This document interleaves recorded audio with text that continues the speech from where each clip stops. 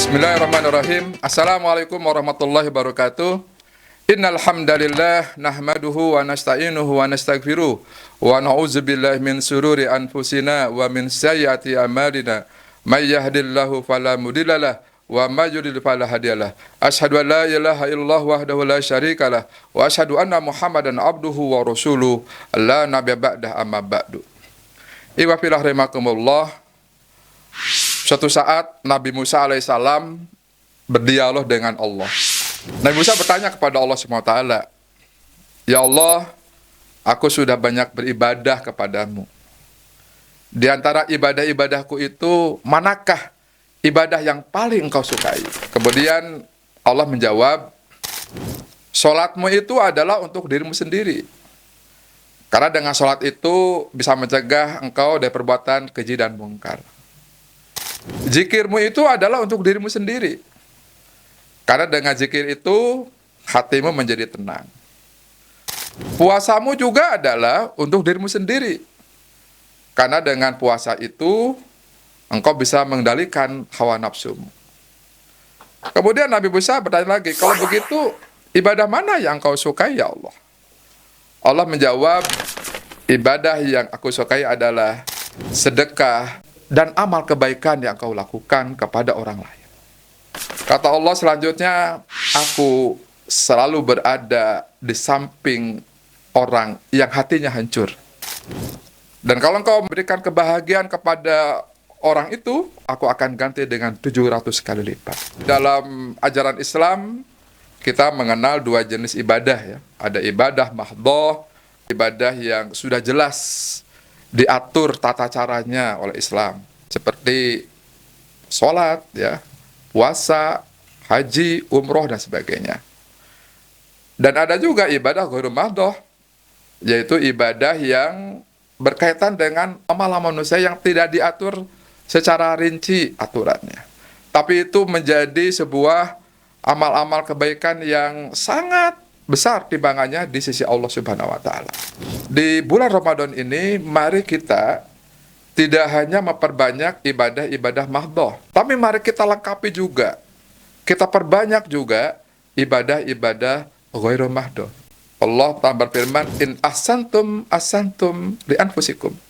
Ya, kebaikan-kebaikan yang kau lakukan itu, maka kebaikan itu akan kembali kepada dirimu sendiri. Ini ada sebuah kisah. Mungkin kisah ini pernah saudara-saudara mendengar atau pernah mendengarnya. Yaitu ketika ada seorang ibu beserta anaknya, dia berusaha untuk naik angkot begitu ya, ke sebuah tempat yang dia tuju. Persoalannya adalah ibu dan anak ini tidak punya uang sama sekali.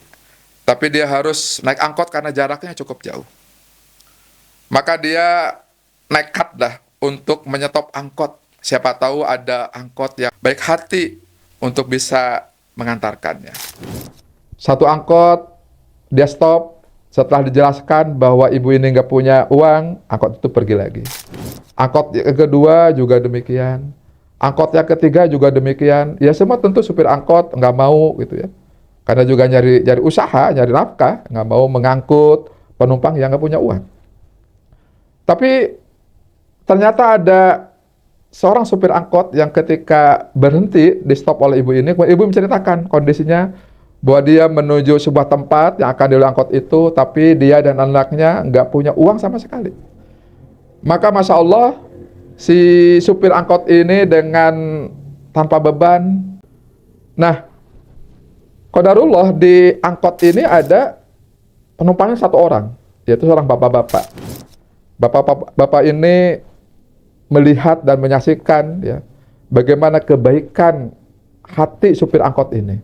Yang walaupun mungkin penumpangannya hanya dia sendiri satu orang, tapi dia ikhlas kemudian mengangkut atau membawa ibu dan anaknya ini ke tempat dituju ya, tanpa harus membayar, karena memang dia nggak punya ongkos.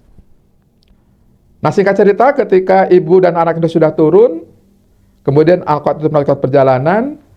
Ketika sudah di tempat yang tuju, si bapak penumpang tadi yang menumpang angkot itu kemudian turun, maka si bapak ini mengeluarkan uang sebanyak 50.000, kemudian bilang sama supir angkot, ini ongkos saya bayar, dan untuk ongkos ibu dan anak tadi yang Bapak sudah memberikan kebaikannya.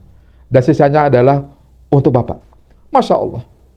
Supir angkot pun tersenyum bahagia, bersyukur ya. Karena langsung kebaikan yang dia berikan kepada ibu dan anak itu langsung dibalas oleh Allah melalui perantaraan si Bapak tadi. Dan si Bapak ini juga merasa tersentuh. Karena Masya Allah, seorang supir angkot yang mungkin pendapatannya tidak seberapa, mampu memberikan kebaikan yang begitu banyak kepada ibu dan anaknya. Maka si Bapak ini tidak mau ketinggalan, ikut berlakukan kebaikan dengan cara dia juga mengganti ongkos ibu dan anak, dan bahkan kelebihannya itu diberikan pada supir angkot itu. Tidak ada ceritanya orang yang rajin sedekah, rajin zakat, itu kemudian jatuh miskin. Gak ada ceritanya. Yang ada adalah justru hartanya semakin berlimpah dan semakin berkah. Mari kita memperbanyak amal kebaikan. Mari kita niatkan setiap hari untuk bisa memasukkan kebahagiaan, rasa bahagia kepada orang lain. Mudah-mudahan dengan cara seperti itu, kita memberikan kepada Allah ibadah yang Allah sukai, yaitu sedekah, zakat, dan amal kebaikan kepada orang lain. Terima kasih, mudah bermanfaat. Assalamualaikum warahmatullahi wabarakatuh.